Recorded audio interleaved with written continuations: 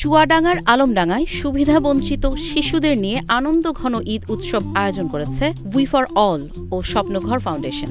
সংগঠনটি ২০১১ সাল থেকে পিছিয়ে পড়া শিশুদের কল্যাণে কাজ করে আসছে। তারই ধারাবাহিকতায় এবারও দুস্থ পরিবারের শিশুদের মুখে হাসি ফোটাতে এই ব্যতিক্রমী আয়োজন করা হয়। ১৮ মার্চ বুধবার সকাল ১১টার সময় আলমডাঙ্গার শহীদ মিনার প্রাঙ্গণে শত শত এতিম শিশুদের উপস্থিতিতে আনন্দঘন পরিবেশ তৈরি হয়। উৎসবে অংশ নেওয়া শিশুরা নিজেদের পছন্দমতো নতুন পোশাক বেছে নেওয়ার সুযোগ পায়।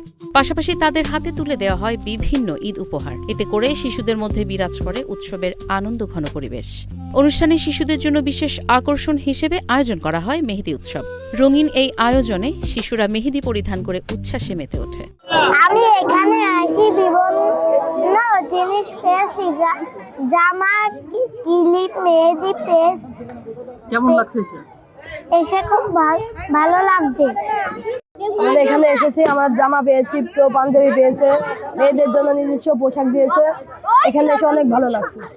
আয়োজকরা জানান, ভবিষ্যতেও এ ধরনের মানবিক কার্যক্রম অব্যাহত থাকবে এবং সমাজের পিছিয়ে পড়া শিশুদের পাশে দাঁড়ানোর চেষ্টা চলবে।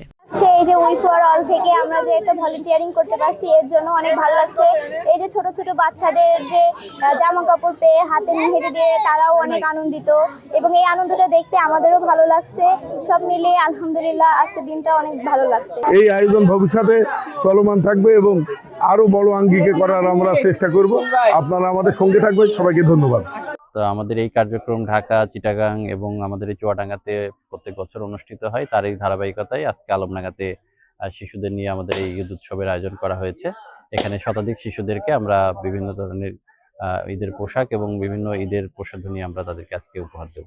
তো এই সংগঠনের মাধ্যমে পথ শিশু এবং ছিন্নমূল পর্যায়ে যারা মানুষ তাদের সন্তানদেরকে এই ঈদের খুশিকে ভাগাভাগি করে নেওয়ার জন্য যে আয়োজন, এটা অত্যন্ত খুশির একটা ব্যাপার এবং সাধুবাদ জানানোর একটি বিষয়। তো আমরা অবশ্যই এই সংগঠনকে, বিশেষ করে ডাক্তার আব্দুল আল মামুনকে আমরা ধন্যবাদ জানাচ্ছি এই ধরনের আয়োজন করার জন্য। কাজী ইশরাত জাহান দৃষ্টি, নাগরিক প্রতিদিন।